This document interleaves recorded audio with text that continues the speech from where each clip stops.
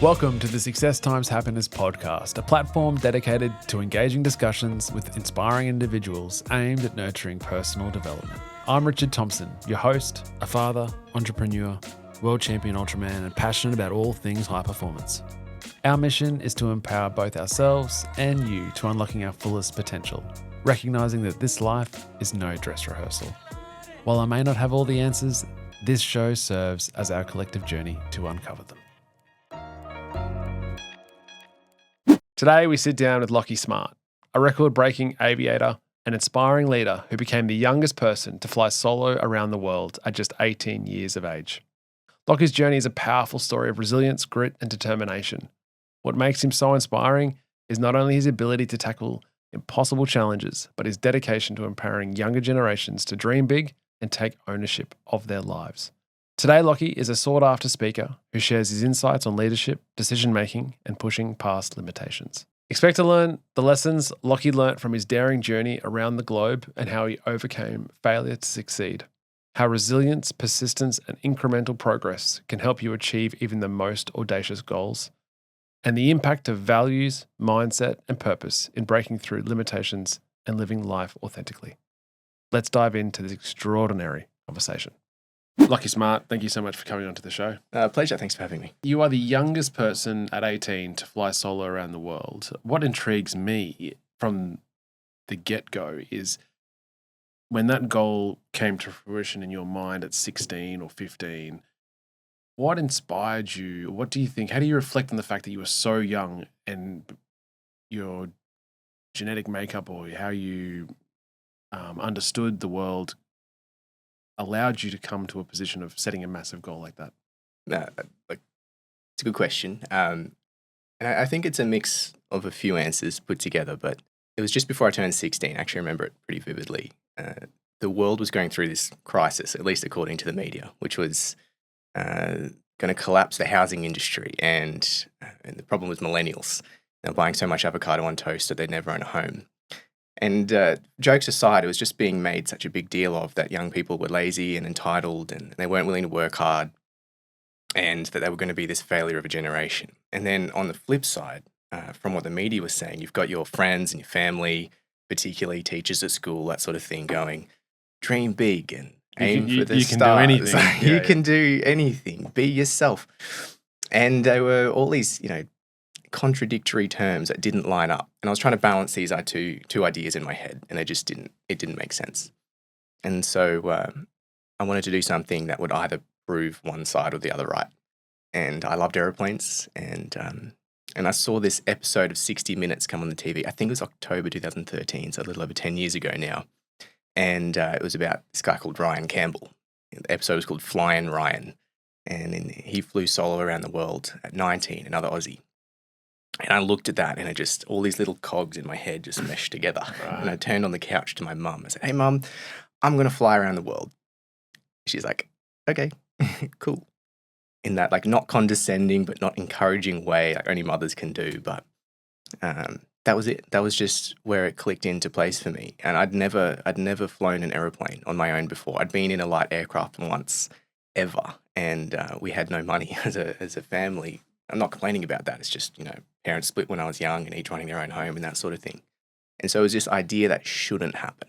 I didn't have the ingredients. I couldn't fly an aeroplane. We had no one in the family that had any aviation experience at all. Had you grown up in an environment where role models or your parents, or you could see success or see goal setting and see that as an example? Or yeah, I think it's a mix of experience and genetics, I guess. My dad started a business that's still running now called Smartline Medical. I'm the general manager for, but watching him have his successes and failures, but most of all the resilience to just keep pushing through, I think that definitely played a factor in that for me.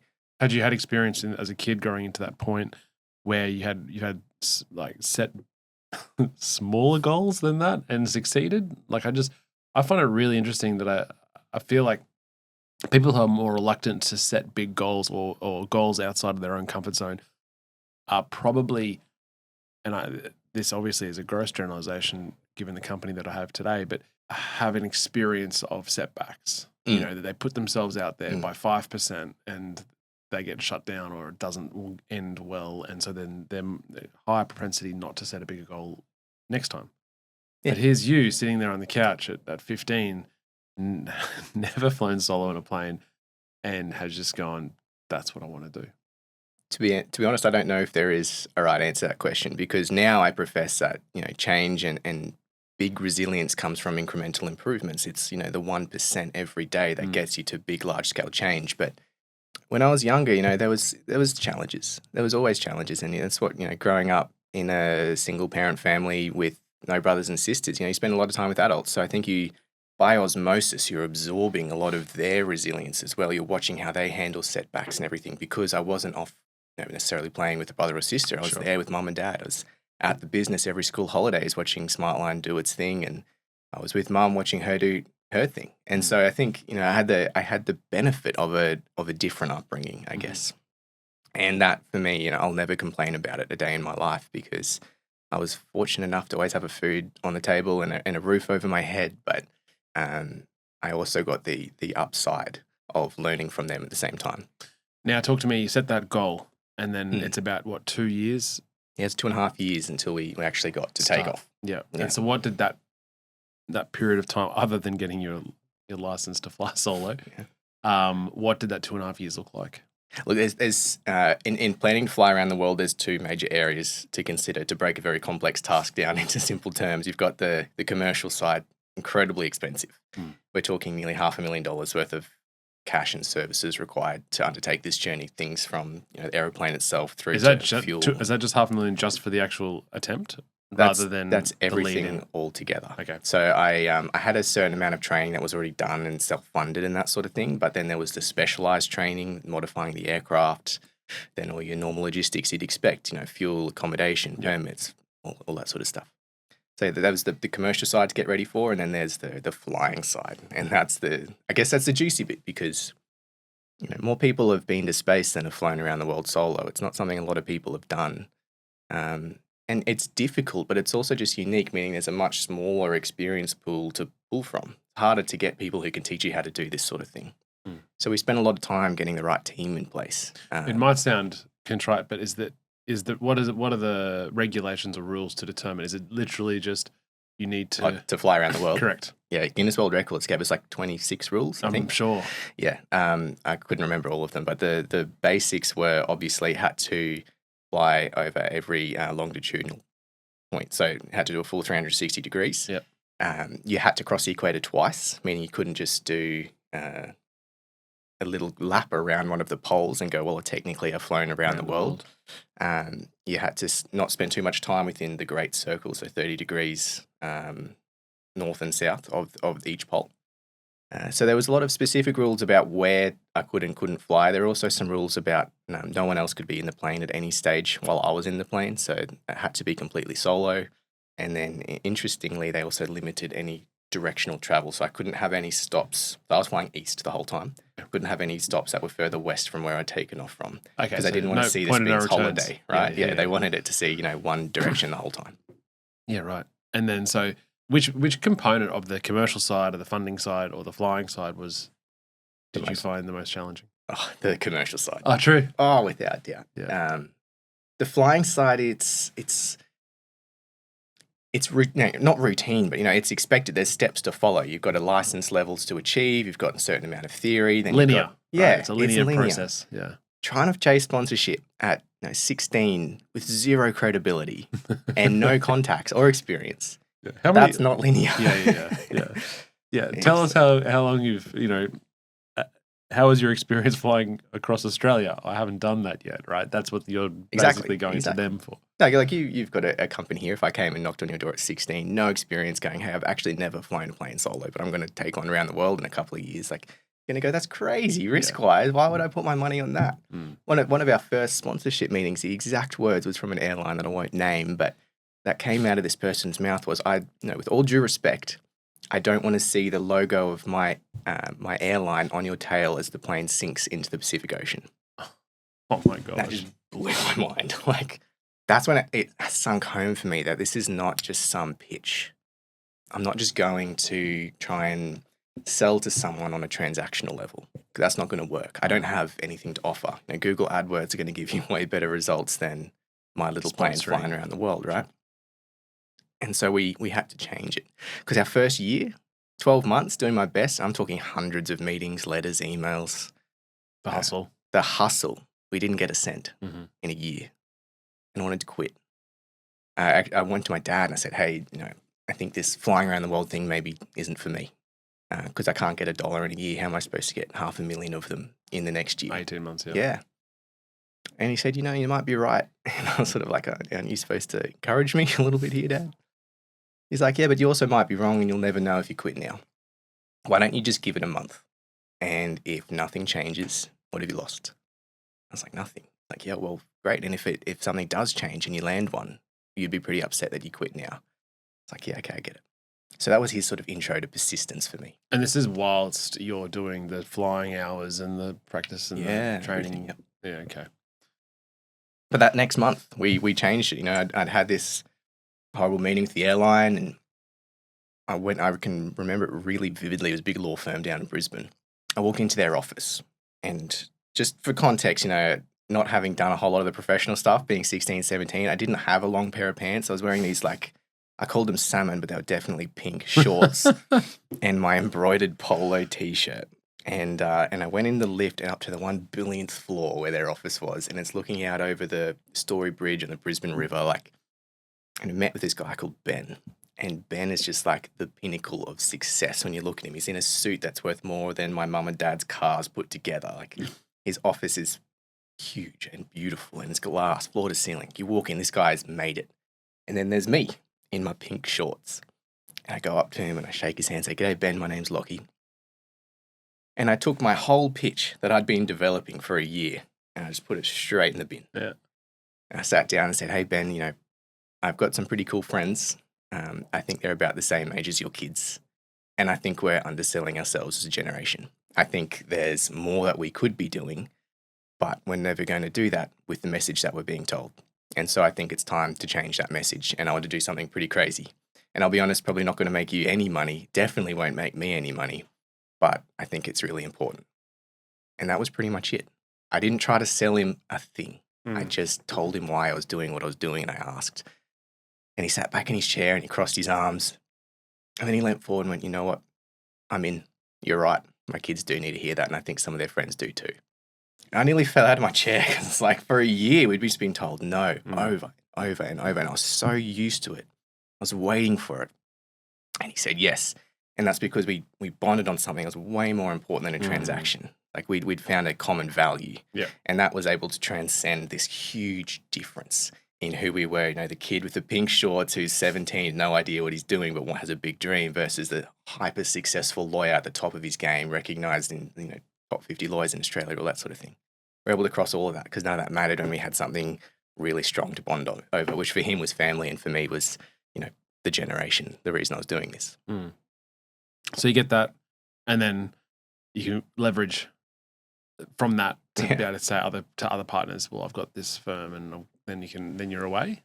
Or Well, I mean, it's always less scary to be the second to do something, right? Correct, So for every other sponsorship meeting I now walked in, none of the transaction pitch was all about the value, what we were going to bond over.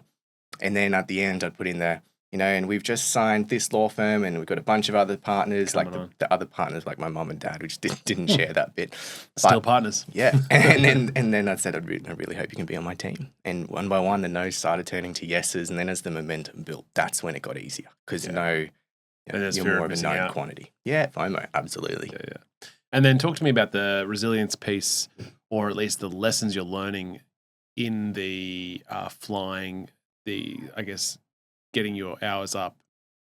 I listened to an anecdote from you in relation to bad weather going down to Tassie and how that what you learned from that experience. And I'd love you to share that. Look, this, as I said, it's not something that a lot of people have done. So the experience pool's pretty small. So we started by trying to get as much information as possible, desktop research. But after that, it was, you can't always replace experience. It has to be done. Some things just have to be done to be learned. And so we started small. You learn to fly with the basics. You start your straight and level flying, then you do your turns and your climbs and descents, you move on to landing. And so we started with the basics and then started to stretch out. But I had the benefit because right from the beginning, my instructors knew what my ultimate goal was. I wasn't just trying to go to the airlines. No, I was trying to do something that was really crazy and probably pretty dumb. And so they gave me the best of the best training. They would always push me. Every lesson was never cruisy. It was, all right, you did that well. We're going to make it harder now. We're going to put you in a crosswind, or we're going to, whatever it might be. And from there, we scaled up to do daytime, nighttime flying, bad weather flying, flying upside down, flying the right way up. Like we just did every form of training to make sure that whatever situation I was going to come across, I'd at least experienced it before and knew how to get out of it. And then I thought I was feeling pretty confident. So I thought there's no better way to prepare to fly around the world than maybe to just start with flying around Australia. And so I took off from Sunshine Coast Airport and I flew out to Alice Springs on day one of my Round Australia trip. And it was the best flying I'd ever had. Tailwinds, clear skies, not a cloud in the sky. I was up at 10,000 feet. I had music playing through my headset. I had Doritos, like water. This was just top tier stuff. For me as like an 18-year-old kid, fresh pilot, like this was the best. Landed day 2, took off out of Alice Springs, flew nice and low over Uluru. Saw everything, like it was just beautiful. Not a cloud in the sky, down to Bendigo. And so now I'm starting to feel like really confident. This is going to be in the bag, this long range flying thing. It's tiring, but it's not hard to do. That's where my head was at. Day 3 rolls around, the weather's not looking so crash hot. I was supposed to fly down from Bendigo to Launceston in Tasmania. And I hadn't really done much over water flying before. And that was something I needed experience in because... What's the difference? Well, other than your inability to land it? Yeah, well, the weather, got lots of moisture okay, and lots of heat, and they're the 2 ingredients you need to make a storm. And secondly is you've only got one engine in the Cirrus that I was flying. So unlike a car, if your engine stops, you pull over on the side of the road and you go call RACQ. In the sky, you've got potentially kilometres between you and the ground or the water, and trying to land in the water is a lot harder. So we had a special airplane. Given that it's a single engine, forgive me for not knowing not being online with it, but normally the planes would have more than one. Correct, yeah. So that if one dies, you've got another one to manage. Yeah, like all your passenger airliners, they've got at least 2 on the wings. Some of them have 4.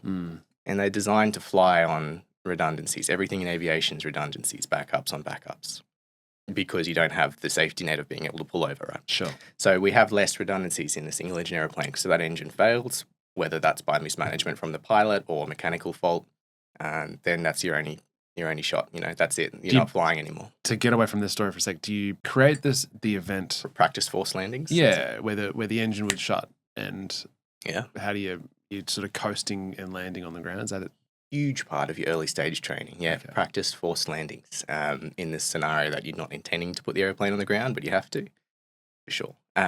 We've done probably hundreds of practice forced landings throughout my training in a bunch of different scenarios, but not on water, obviously. You never touch down on the water. You get pretty close to practice, but we had the benefit in the Cirrus. It was one of the reasons we chose this airplane that had a parachute.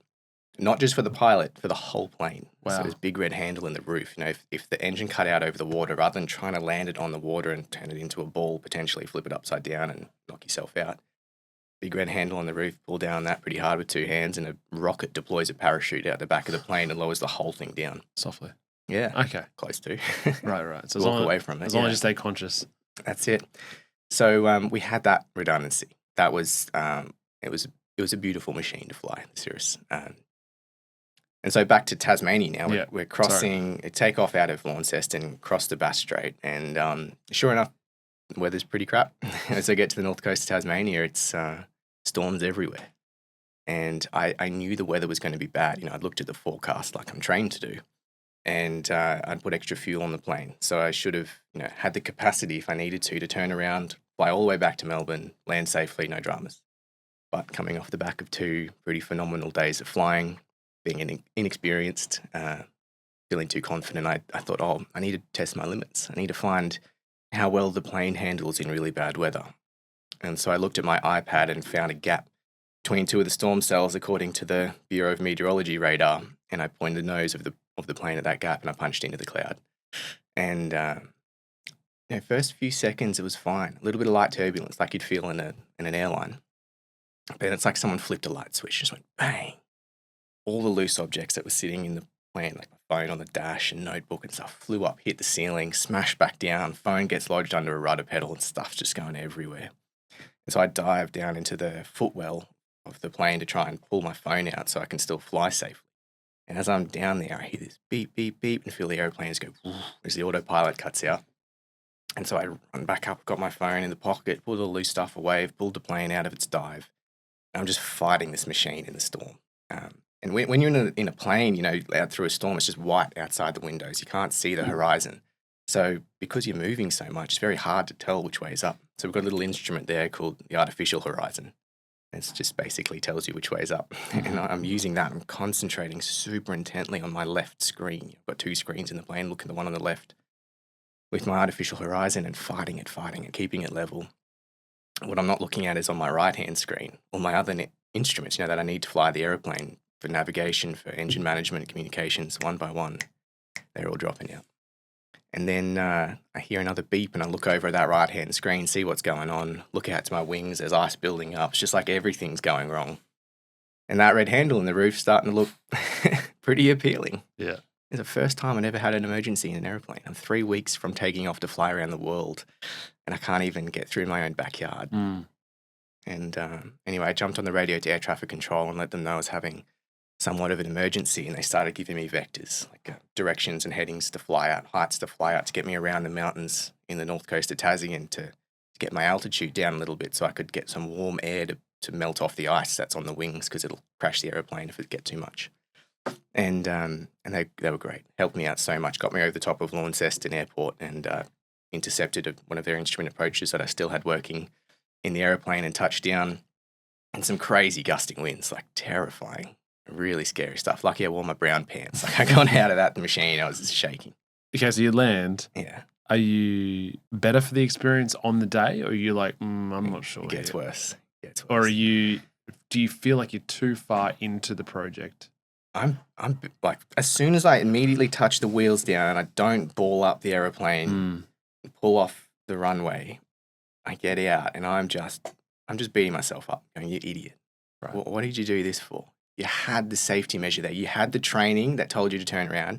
You had the ability to do it and you didn't. Like, that's just dumb decision making. There's no other excuse for that. But to make matters way worse, I pulled out my phone that I'd only put in my pocket like 20 minutes ago when I'd got into the emergency. And I've got like 20 missed calls from my mum, my dad, my grandparents, my media manager. That's so weird. It's been 20 minutes, 20 missed calls. Like, what's going on? We'd installed a very special system in the airplane called Spider Tracks. And Spider Tracks is a GPS tracker that sends signal from the plane up to the satellites every 60 seconds with the aircraft's location, speed, height. So people can track, they could literally watch on our website, see where the airplane was all the time, watch where I was flying around the world. But it also had a safety feature built in that no ping goes out to satellites for like 5 minutes, I think it was. It has sent out a level 1 alert, which is like a don't panic, but we can't find the airplane right now. That's to my whole team. Right. We had a team of 8 that were running this flight with me. And then no signal, I think 10 minutes it was, 10 or 15, I think it's 10. Or if there was like an impact, it'd send out a level 2, like a tier 2 SOS alert, they call it. Real problem. Which is like you need to go organise search and rescue. And because I had no power going to this device, because when the airplane had all its engine instruments problems, it cut out all of the power going to non-essential stuff. Sure. We was focused on what we need to fly the airplane, nothing else got power. And so Spider Tracks had no power, so it'd send out this level 2 SOS alert. So I called my dad back, not knowing that all this had happened. This is a man I've never heard cry in my whole life. He picks up the phone, just going, I thought you died, I thought you died, I thought you died, sobbing. And that nearly broke me. Because he's been there for me from the start. And my stupid decision to go into this storm because I was too cocky and arrogant had just made my entire team, my mum, my dad, my grandparents, immediate family think that I just crashed this aeroplane. And so that's when you really question, is it time to quit? I'm 3 weeks out, $500,000 worth of support, millions of impressions on media and social media. Like, we'd built this huge machine. And now 3 weeks out, I'm thinking about quitting. And I take a moment to call everyone else in the team. They were all pretty upset. And I take a moment just to myself, sitting on the wing. It's pouring rain. I'm just sitting on the wing getting wet, thinking about it. And I thought, no, like, yeah, dumb decision, but not the right time to quit. There's got to be something to pull from this. And I spoke to my mentor, and he said, why did it happen? I go, I don't know. He goes, well, that should have been your starting point. So I called the engineers, the people, the mechanics who worked on the plane. I said, hey, you made a pretty dumb decision. Can you help me figure out what went wrong though? Because the airplane shouldn't shut down like that. We started problem solving, figuring out what had gone wrong. Cut a long story short, it's basically like you'd rubbed a balloon in your hair and you got that static, your hair sticks to the balloon. Same thing had happened to the plane flying through the storm. It was the one model of Cirrus that hadn't installed what they call static wicks to get rid of the static electricity out of the wings. But I could fix it in the sky if it ever happened again. And so I got that set of instructions from the engineers, and I learned very, very powerful lesson because, fast forward a month, I pulled myself together and I'd finished that round Australia trip and we didn't have any issues. And the airplane was ready to go. I was ready to go. We took off on the 4th of July, 2016, at 4 o'clock in the morning, and I was crossing the Pacific first. It was pretty scary the first bit because it's mostly water. There's very little land between here and the continental US. And so island hopping across, and I was crossing through this one region between American Samoa and Christmas Island in the Kiribati Island group, going through the intertropical convergence zone, which is like just a really bad area for storms. Lots of heat because it's near the equator, and lots of moisture. Ingredients for storms. And I took off out of Pango Pango, already really nervous about this flight because it was going to an airport that gets used once a week. So there's very little as far as services go there. And I climbed up to altitude, and these storms building up around me, pillars of cloud just towering up. And, pretty cognizant of what had happened a month earlier, I'm not going anywhere near those fellas. I'm staying well wide of them, zigzagging around best as I can. But I get to my point of no return, sure I don't have enough fuel to get back to where I'd taken off from. And there's this wall of thunderstorms in front of me. And it's uncanny. It sounds like something out of a book, but it just looked and felt the same as Tasmania. Right. It just got that dread form in the pit of my stomach. And so I look at the storms and use my meteorological training to figure out where the worst bits were based on how tall the cloud was around it and that sort of thing. And punched into the storm. And carbon copy. 60 seconds of light turbulence, and then bang, that switch gets flicked. And stuff's going everywhere. Much worse this time because I had a lot more fuel on board. I'm flying, 12-hour stretches. This airplane's way over its normal capacity for weight. And that extra fuel sat in a tank behind my pilot's seat with a big rubber hose. On the end of that hose was a metal cap, and that's how I'd fill the fuel up in the plane when I was stopped. Because, the wings only hold like about 6 hours worth of fuel. So the rest of it sat in this auxiliary tank. I'd pump it in with a glorified, looked like a fuel pump at a servo. Through the cockpit. So it's just trying not to spill fuel inside. It was a weird setup. But that 3 kilo metal cap swung around when I hit this turbulence, and it clocked me in the back of the head.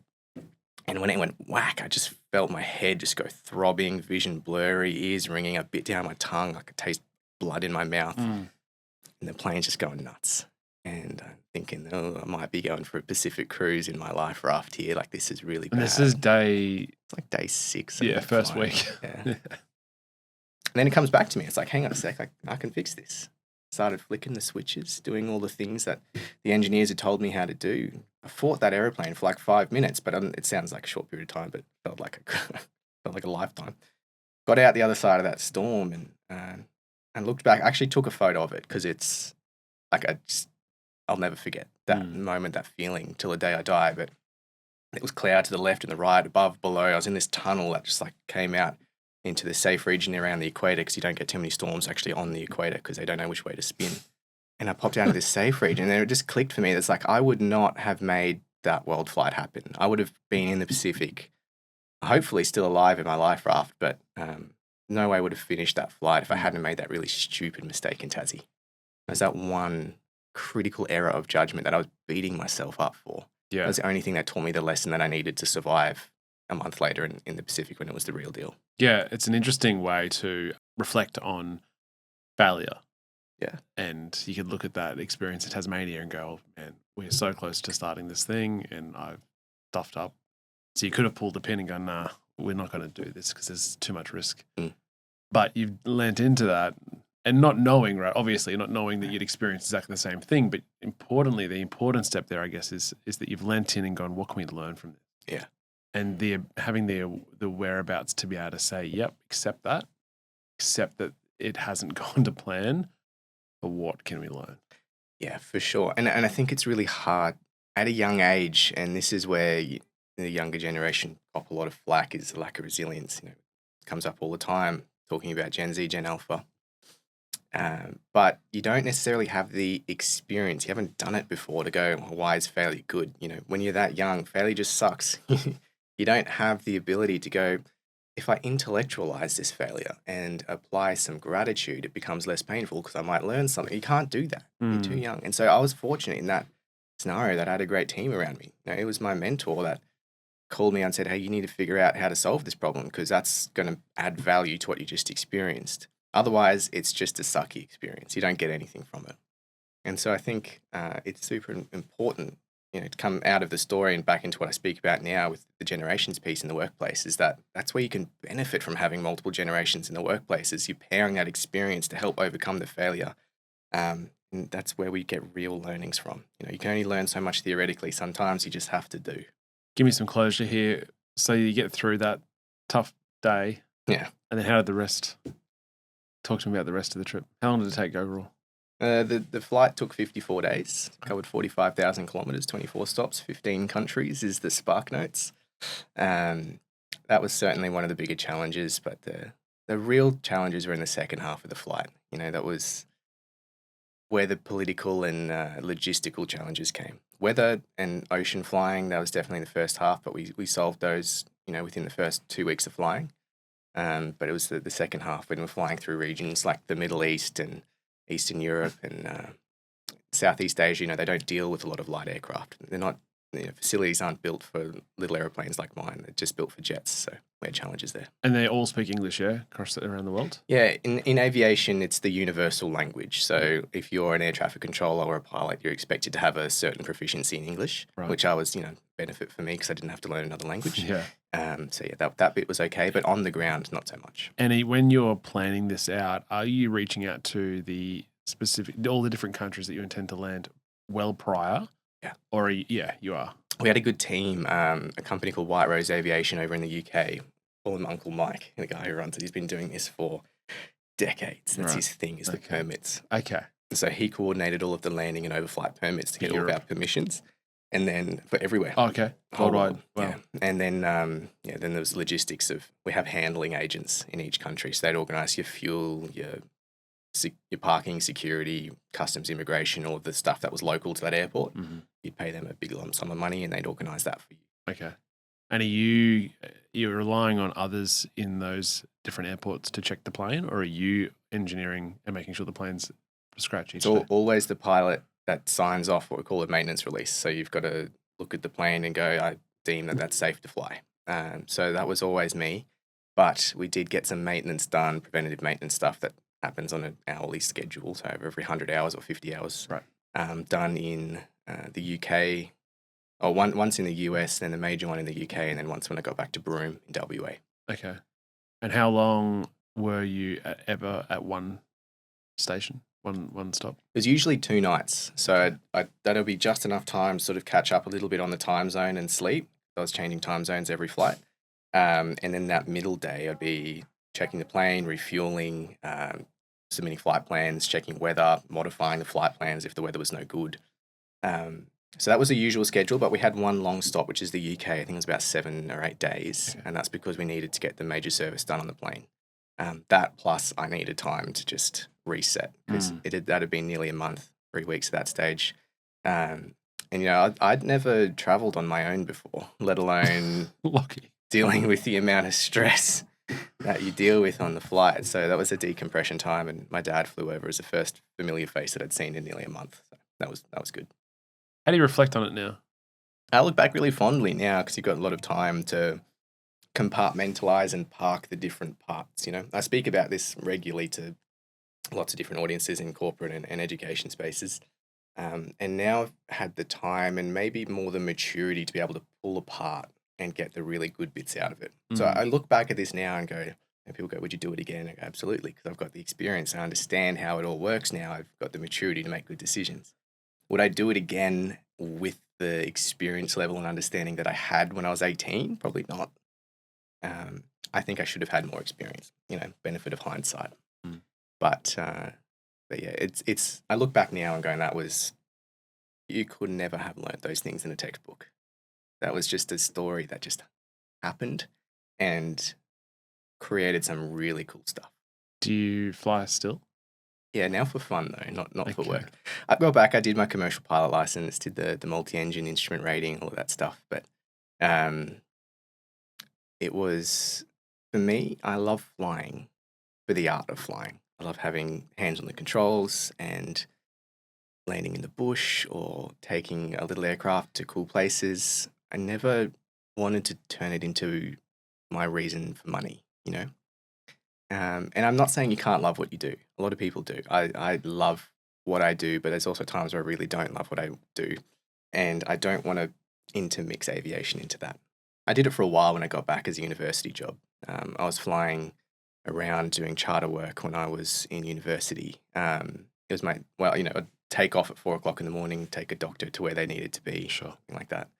And then I'd get paid for 8 hours to do my uni assignments while they were working, and then I'd fly them home. Yeah. And I thought it was the greatest thing in the world because I would have done it for free. But I got paid. Yeah. So it was pretty awesome. Yeah. But yeah, now it's just for fun. And what you talk now about the generational piece and how the younger generations can mix and learn, and it's a two-way street, I guess, or a bipartisan relationship to the older generation.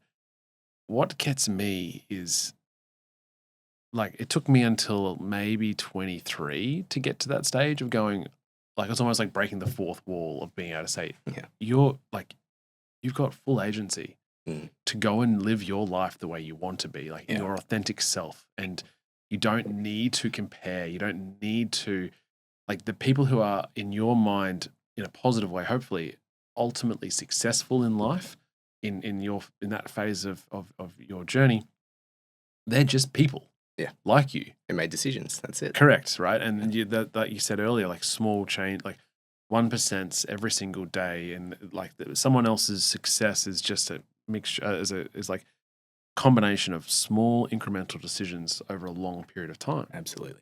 And so it took me till about 23 to really go, I've got the opportunity to do that myself.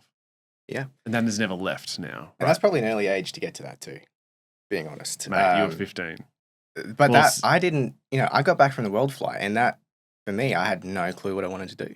That for me, I didn't. Wasn't that a blueprint for you to go, wasn't that the fourth wall breaking? Oh, I can do what I want to do, but it wasn't this, like, I had this now, I've got these set of steps I'm going to follow and I'm going to be successful. I came back feeling lower than I'd ever had in my whole life because I'd had purpose up until the 27th of August, 2016. Feel that so much.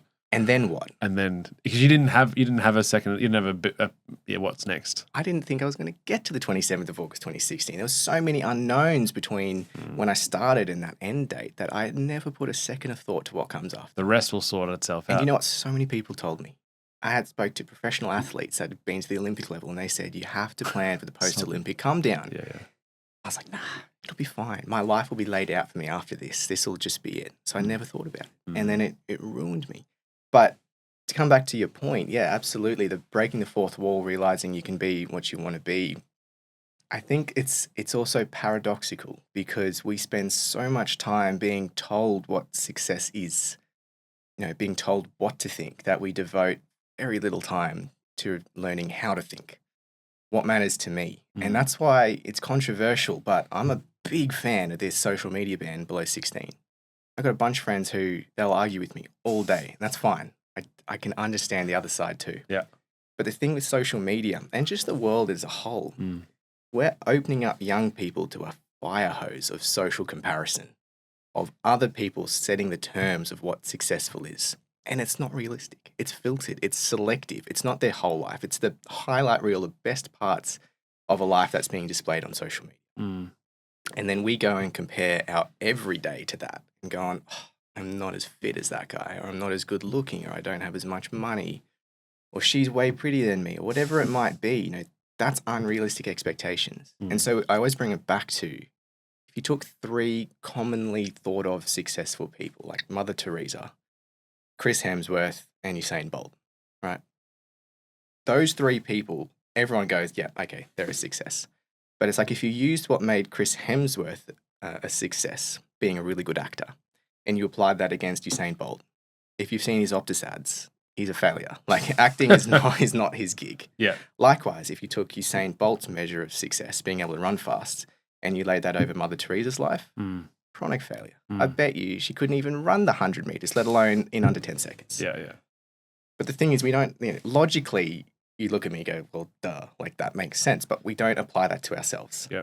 Because, it's a subconscious thing, comparison, social comparison. And it's that level of need that we don't necessarily intellectualize. Yeah. I suspect that comparison problem has always been in existence. I guess this, to your point, social media is a fire hose of direct. As soon as you wake up in the morning, it's like throwing it at you. Omnipresent, yeah. And it's confronting. And a lot of that, I guess on a personal note, I had the socials when I was an athlete, primarily for, in my mind, and the way I told everyone, I just do that because I have to. Yeah. And I thought to myself, as soon as I'm no longer doing the athletics, then I wouldn't. And I've followed through with that. Yeah. And it's because I could see that there's no value for me. Yeah. Right. The idea of, yes, like my close friends and my inner circle will send me photos, right? That's great. That's how, in my mind, and maybe that's because I'm my age, but in my mind, that's what it should be like, rather than projecting to the world this perfect shot. Yeah. And I think I'm not bashing social media. I think it's got its place. And I think tremendously good things can be done through it. We've seen that. We've seen examples of that all through the last 5 years with mass social movements that have been started by a very small spark, only leveraged by technology that got to the scale that they were at. But I don't think it should be a supplement for real face-to-face No. socializing. And I guess the point is as well that as a kid or as an adolescent, or probably a majority of the population, don't have the don't have the required EQ to manage the subconscious comparison that happens every day using those apps. Absolutely. And I think even a lot of adults don't have it. That's what I mean. Necessarily. It's not just an age thing. Yeah. But the truth of it is, which of us have ever paid to use, unless you're paying advertising, different thing, but to actually consume content on these platforms doesn't cost a cent. I think we could ask ourselves a question, like, why would somebody do that for free? Yeah. But all true. Because we're the product. Our attention's super valuable. You say it doesn't cost us anything. It doesn't cost us money. Yeah, 100%. Someone's getting money though. But yeah. But I think it costs generally a lot. Not only time, but that subconscious bit about comparison. Because I think that breaking the fourth wall by itself is to be openly aware that you are your own thing. Yeah. And you are not to be compared against, and you don't compare anyone against you in your path of excellence and whatever you want to achieve. Right. And again, this is where the paradoxes of leadership come in. Have you chatted to Dave from 8th Mile Consulting? No, I haven't. I'm meaning to reach out to him. That might be the answer to your last question, by the way. We'll be. You have to talk to them. Okay. Jono, Dave, the whole team, they're all fantastic. Yeah. But I was having this chat with Dave. He goes, the more you dive into exploring leadership, the more paradoxes you're going to uncover. Yeah, okay. And that's, I think, one of them that you've just stumbled upon is like, you can't compare to anyone else. We should be our authentic selves. But then on the flip side, you also get told in leadership, pick your battles. So should you always be this rigid sense of self? Is authentic leadership the concept of like, I'm not going to lie to you, this is my opinion, which we don't see a lot of, politically correct. We have to often assuage a lot of opinions to fit in. So are we supposed to pick our battles and fit in, or are we supposed to be a rigid sense of self? What is authentic leadership?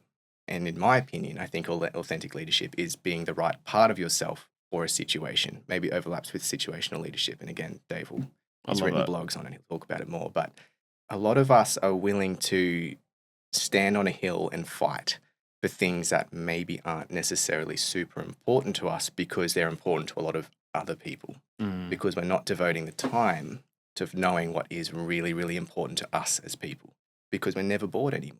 The second you do not have an immediate piece of something taking your attention, for 99% of the population, picking up the smartphone. Yeah. It's Instagram, it's TikTok, it's whatever it might be, Twitter, because it's there. Being bored is uncomfortable, but it's got such an important purpose for us because that's the time when we're bored and when we're asleep that our brain is taking all of the information we've been receiving throughout the day and turning it into something useful, like a memory that we need, or putting it in the bin. But when we're not diverting that time to being bored and sleeping well and having time where we're not consistently being fed this fire hose of information, we're not knowing what's important to us. And we're not learning how to think. We're just thinking based on what we're being told to think. And a lot of that happens subconsciously, again, through social media or whatever it might be, other streams as well. And for me, that's the most important part. Almost every presentation I kick off, whether it's for corporate audiences, whether we're doing a full day workshop for young people, we start off talking about values. And I hate the word because everyone goes, values, what? That's something we put on a corporate boardroom wall and forget about for the next 5 years until it's due before our next ISO 9001 audit to have reviewed them in the last 5 years. But in reality, values, if you take away the buzzword and instead call it, what matters to me, what makes me make decisions, what will make me choose one hard decision over another easy decision, what drives me to be me. If we can answer that question, then contextualize it and set goals and our strategy and purpose based around what really matters, way more fulfilling. Sure. And if you can bond with someone over that, you can overcome a lot of other differences in beliefs that might change over time. So I think, the values piece is super important, but we're not diverting a lot of time to thinking, what actually drives me as a human being. And it's different for everyone. And it requires depth of thought. It's not this surface level thing to go, honesty matters to me. It's like, okay, well, cool. Everyone's going to say honesty matters to them, but what extent does honesty mean to you? Yeah. Where does that? Why does honesty matter to you? Yeah. Define it. So that concept around values, again, I know I keep coming back to it. You've got to talk to your 8th mile guys, but that. But I think also, like, you go down that path in your mind, and I think a lot of people will experience this if they do spend a bit of time with themselves to go down that path, right? Is that they'll automatically feel uncomfortable. Yeah. And find, if not the phone to check on apps, but vacuum or do something else because it's so uncomfortable. Fill the void, right? It's so uncomfortable to sit there and just in the abyss of understanding what you represent, what is so important to you, and particularly the ability to properly articulate that. Yeah. And to understand that, well, that's my blueprint. Yeah. And to do it, it's knowing where to start's a problem because you sit here and go, what matters to me? And it's like you're going to come up with 1,000 different things. A lot of them will probably be pretty tangible things too. But I think for me, the starting point is always to go back. What have been the most impactful areas, things that have happened in my life, personally, professionally, family, friends, relationship, and ask why. Sure. And then if you can ask why that mattered, and then ask why that mattered, like keep getting down levels and levels of it, eventually you'll end up at one indisputable fact. That matters to me. And there won't be a reason why, it just does. And it's like your favorite flavor of ice cream. Mine's choc mint. My wife thinks it tastes like toothpaste. Neither of us are wrong, right? It just is what it is. And I think a lot of people, their values definitely influenced by family, upbringing, experience, whatever else. But there's just some things that matter to you, and that's okay. You don't have to compare that to everyone else's. Like, you're not wrong. Mate, choc mint as a favorite ice cream aside, this has been fantastic. Toothpaste, 100%. Before you go, and I thank you for your time. A pleasure. Quick fire questions to finish us off. What does success mean to you? A success to me, it means being better tomorrow than I was today. What does happiness mean to you? Happiness? It's a good question. I think it's living to the things that matter to me and being able to divert more time to that than it does to living for things for other people, family not included. Oh, okay. That's so nice. I'll always include family as what matters to me. Part of that. What matters to them matters to me, irrespective. Right. But aside from that, living for other people, if I'm spending more time doing things that matter to me, fulfilling my values, than I am needing to do it for other people for money's sake, whatever it might be, then that makes me happy. A book that you'd recommend people to read? A good one at the moment. It's called The Anxious Generation by Jonathan Haidt. Really pertinent given the social media discussions we've been having. Talks about much higher levels of anxiety and depression in young people today comparatively to years gone by. Interesting. Now he's not drawing causation, he's saying correlation maybe because of the timings. But if you have a look at how our method of growing up has changed from play-based to screen-based, and the 4 distinct differences you get in childhoods with that, particularly around communication, I think super powerful stuff. And if you could just get that one thing, base level understanding, that will definitely change a lot of discussions that have been happening in the home. I'll give you one more as well. Yeah, actually, sure. it's called Punish by Rewards as well. It's talking about overuse of rewards and how that's breeding entitlement and that sort of thing. Children as well as adults? This is a really touchy topic. I love talking about entitlement because you watch, you say the word and you get half of the room will lean in and go, yeah, let's talk about this, because obviously they've been stung by it. Yeah. Half the room lean back and go, oh, this is uncomfortable. Yeah, sure. But neither of them have a positive, like, I'm happy about entitlement. Yeah, okay. It's good. That means you've hit a nerve, something you need to talk about.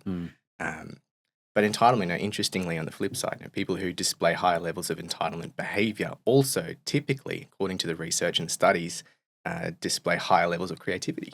Oh. So the question is, if you want nice, high, good problem solvers, highly creative people, how can we limit the downside of entitlement but retain the upside? And so, yeah, Punish by Rewards talks about how rewards play into that in the theory behind entitlement. So it's a good one to read too. Nice. 4 people you'd invite to dinner, alive or dead, not friends or family. Oh, okay. It's a good one. Winston Churchill, controversial to some, but I just think the way he utilized language to impact change at a very, very difficult time, I think it'd be fascinating to just spend an hour listening to his thoughts. He was really controversial at the time, but I think I've just been watching a documentary on him at the moment. I think he'd be great. Richard Branson, long term, have had interest in how he started his businesses. And then finally, I think you've already answered this, but a guest that you think we should have on the show.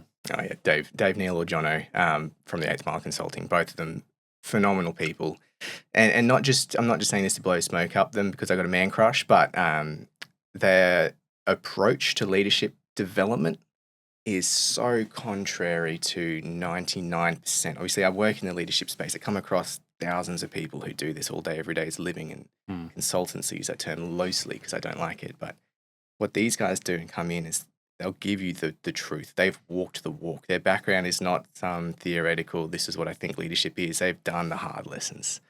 And they come through and go, this might suck to talk about, but this is my true opinion. Yeah. And I've not met one person who's come out the other side of one of their workshops or just meeting them for whatever reason and gone, I haven't learned anything today. Yeah. And I've known them for years now, a couple of years. We've been working together on a few things recently, and even just general discussions on the phone. I'm still walking away going, I thought of that. Yeah, right. So yeah, brilliant. They should have them on the show. Lachie Smart, thank you so much, mate. Pleasure. Thank you.